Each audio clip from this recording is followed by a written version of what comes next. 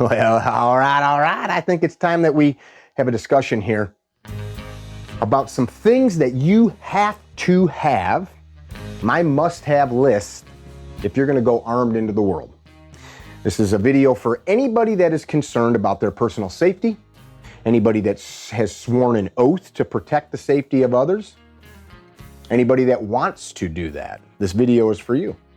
I don't care if you are a badass veteran that's got a lot of experience. I don't care if you're a copper. I don't care if you're a single mom from the inner city. I don't care if you're a country boy from out in the middle of nowhere. I don't care if you're a mom and dad from the suburbs. This stuff will apply. First of all, we got to think about the task at hand. You know, this 44 Magnum, by the way, nobody's behind the camera. I am alone in the gun vault today.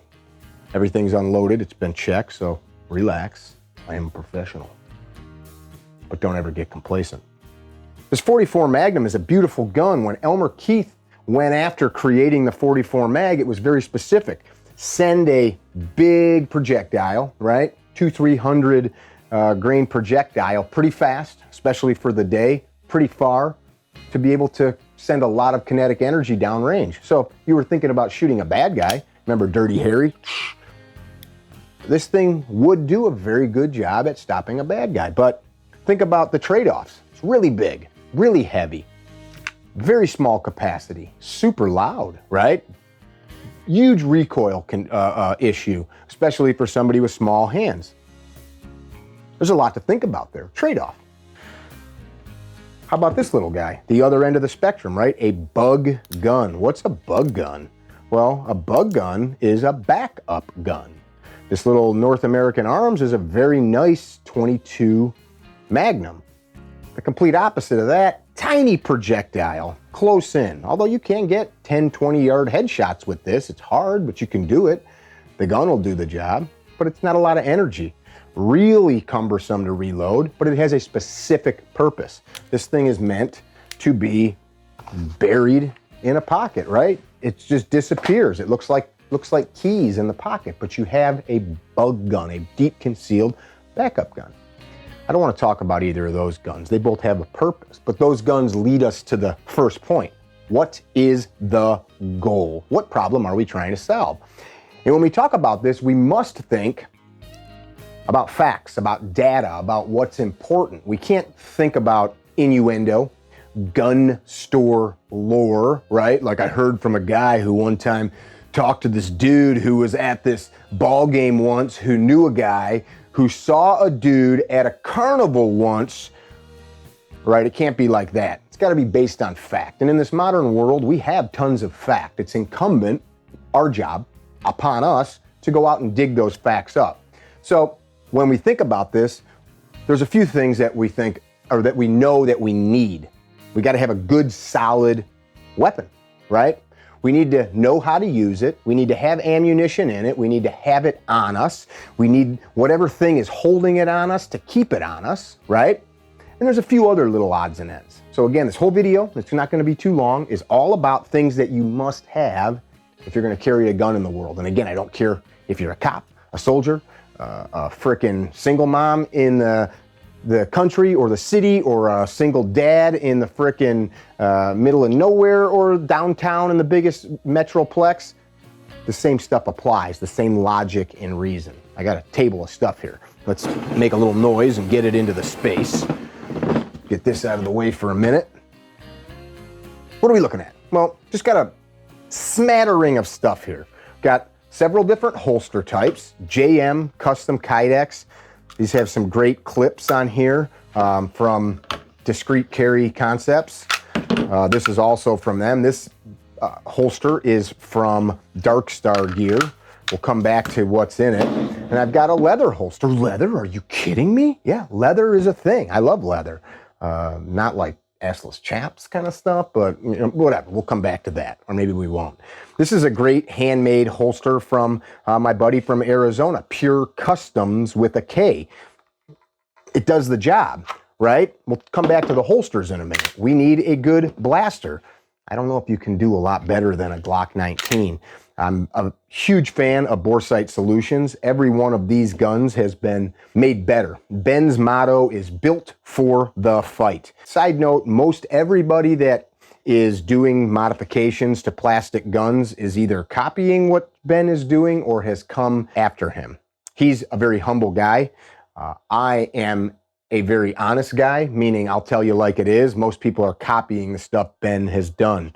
Doesn't it mean somebody else doesn't do great work too. It's kind of like custom car work or something like that. There's a lot of people that modify cars, but there's always somebody that did it first. And he's been at it a long time.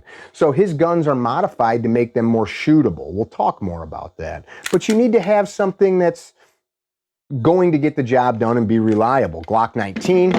This is a Glock 26, also done by Ben. A very beautiful little gun. A Beretta. This is the PX4. This is the sexed up one from my good friends at Langdon.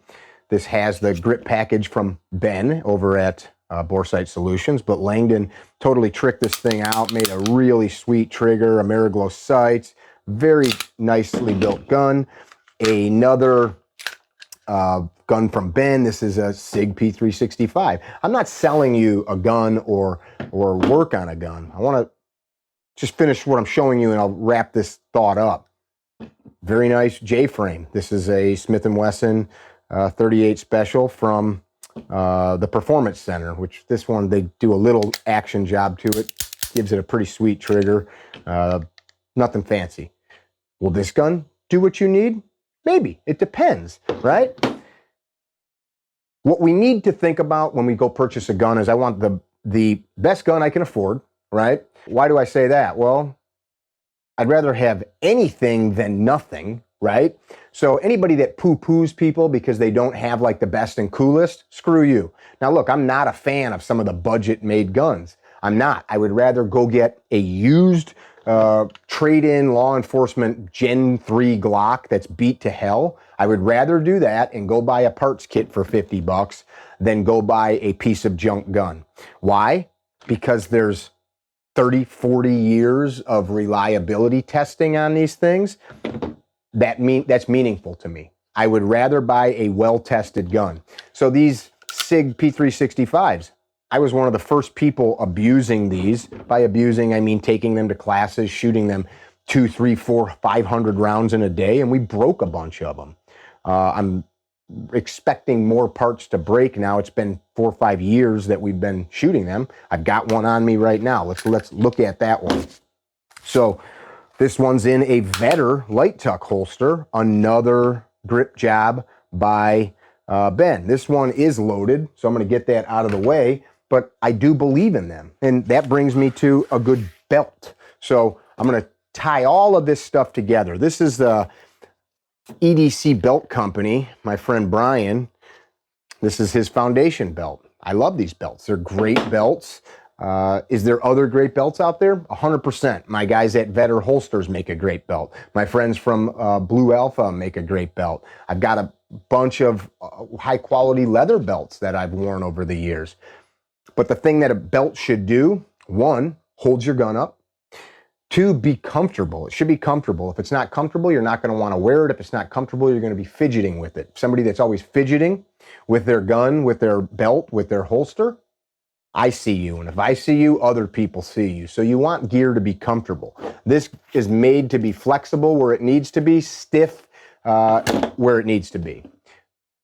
There's a dick joke in there somewhere. But that's a great belt. And it's super affordable. I think they're like 50, 60 bucks. Yes, we have a code for those. Holsters. JM Custom Kydex. These are discrete carry concept clips on these couple of holsters.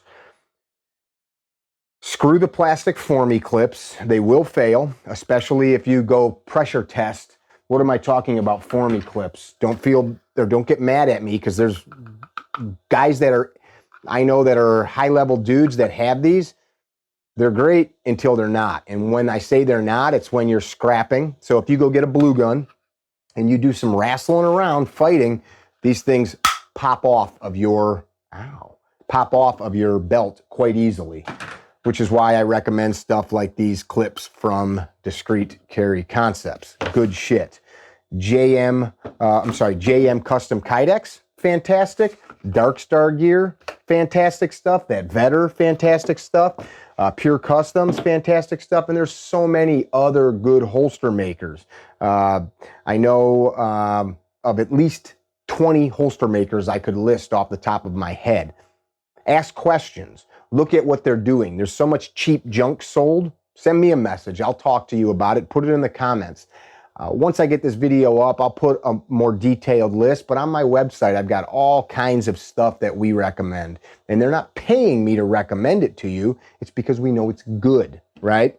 So get a quality holster. A couple things about a holster. The holster needs to securely hold the gun. It needs to have some kind of adjustment. It needs to completely, if you see the Dark Star gear here, completely cover the trigger guard. Not where it looks like this, like, oh, the trigger's covered. Well, something can get in there, and if it can get in there, something can touch the trigger. So something that completely covers the trigger guard is super important. Like I said, you want a quality attachment point. That does not seem like a big deal until somebody puts their hands on you, or maybe you're having to drag somebody. Maybe you're in a position where somebody's yanking on you that's a loved one, your child that's scared. We don't want this stuff to get ripped off of us, because now you lose your weapon. Somebody else can access your weapon, be it the bad guy, be it a child, be it somebody that you don't want to. The thing needs to be able to stay on you. It needs to be comfortable. It needs to be able to allow you to get a good master grip. We've got tons of videos on that, but you need a quality holster. Quality holster indeed, with a quality belt and a quality gun. Now, if somebody says, go buy this, it's all you need, I wouldn't listen to that person. Why? Well, little guns are not for little hands. Little guns are for strong hands, and little guns, when I am saying these things, just wait till I get to the end before you formulate an opinion and write off my point. Little guns are better for somebody that understands the discipline of shooting and has a well-rounded set of fundamentals. If you take a gun this size and hand it to somebody that's new, they're going to really struggle to learn. Whereas something slightly larger, they're going to have a much easier time doing everything from how they manipulate the gun to load, unload, lock the slide back, to actually form a grip and shoot it. I don't know how often I see a new shooter struggling doing something as simple as locking the slide back. And if you hear that and snicker, don't. Because I guarantee when you were new, you probably had a hard time too. Something I would like is quality sights on the gun. Something like what SIG puts on these. One of my favorite sights is the Ameriglow. Ameriglow really is the one who came up with those beauties, and there's other companies that have copied them over and over. Those are great sights, but good, solid, robust sights that catch your eye, that allow you to make fine aiming. Now, if you're shooting a red dot, that's cool. We can talk about that too. I think we should. If you're going to do something with a dot, I suggest not so much this beautiful gun, but a quality optic. I love TRICON. They've been tested so much. Guys are shooting all kinds of different stuff now. In my opinion, from what I see break in our classes, and keep in mind, every class there's 5 or 10 dots in it, if not more. I see dots break in every class. I see these break the least. My opinion, from my experience. If you have a different experience, that's cool. I'm telling you what mine is. So we want a really quality gun to the highest level that we can afford, that if we do modifications to it, those modifications should make the gun, 1, more reliable, 2, more shootable, 3, more comfortable for us.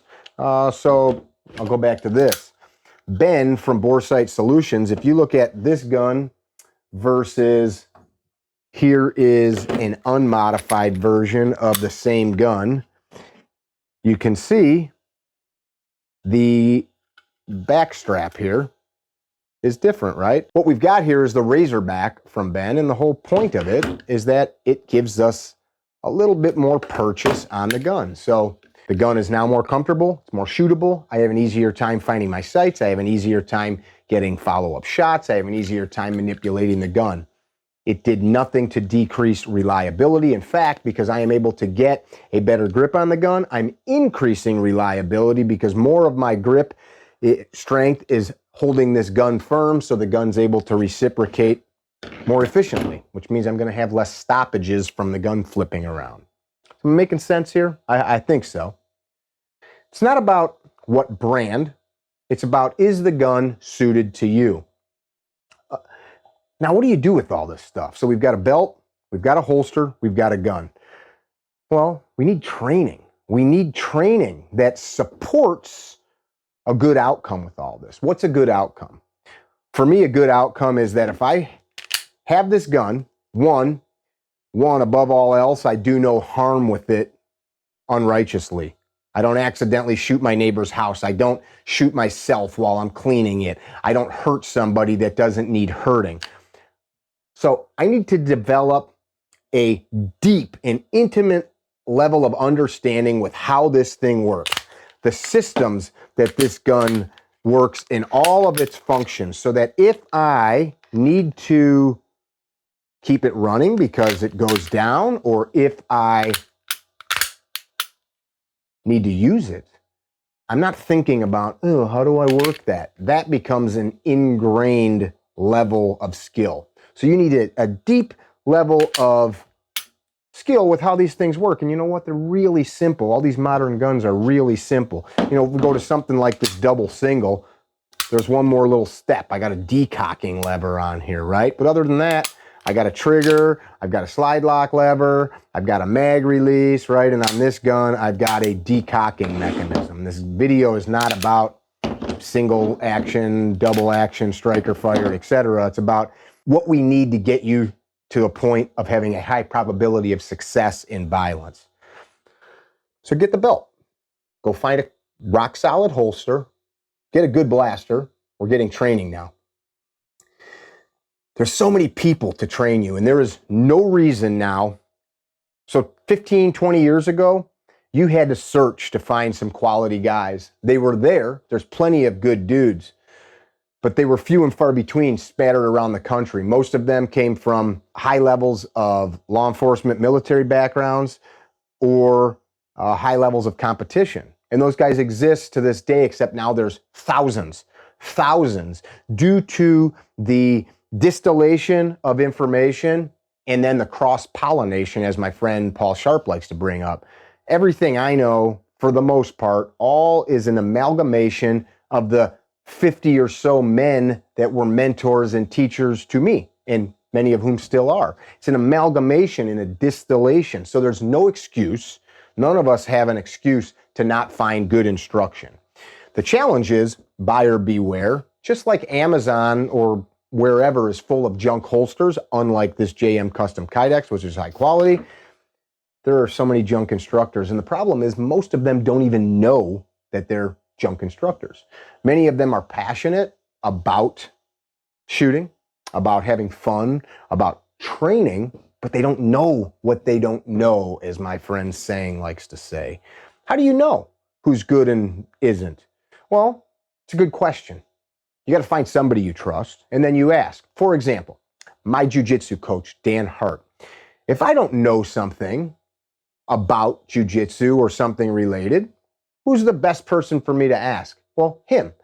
I'd say, hey man, I'm going to be in Denver. I'd like to train while I'm there. Do you have a recommendation on a school? He's going to know before I will, because, you know, he's the guy that knows these things. So we need to find somebody that we trust. And therein is another issue. If you don't know, where do you go? Well, you got to go somewhere. And you're watching this channel, so I'm assuming you have some level of trust in me. My website's full of information for other people. I'm constantly sharing other instructors. In fact, I have a whole list of other instructors that I share. Off the top of my head, my good buddy Zee Durham Instructor Zee, my good buddy Paul Sharp, my friends from D-Dey Response Group. Those are the three organizations, entities, instructors that work at our big S12 event, where we do 4 days of awesome handgun, combatives, and TCCC, Tactical Combat Casualty Care medical training. All of those folks do handgun training. I can list you 20, 30 more off the top of my head, and I'll put some in the notes for you. There's no excuse. The training needs to support your lifestyle, right? So I'm not going to go take some training that doesn't support my lifestyle. What do I mean by that? Well, if I'm in an environment where they're teaching me tactics that are team dependent, is there something for me to learn there? Of course. But if I'm a single dad with 2 little kids, I don't have a team, right? I'm a dad with some liabilities. By liabilities, I mean I'm not going to count on my 5-year-old to toss me a magazine in a fight, right? I'm being facetious here. But we need to find training that supports the reality. So let's recap everything. Solid holster. Solid belt. Quality, the best quality gun we can find. And then kick-ass training.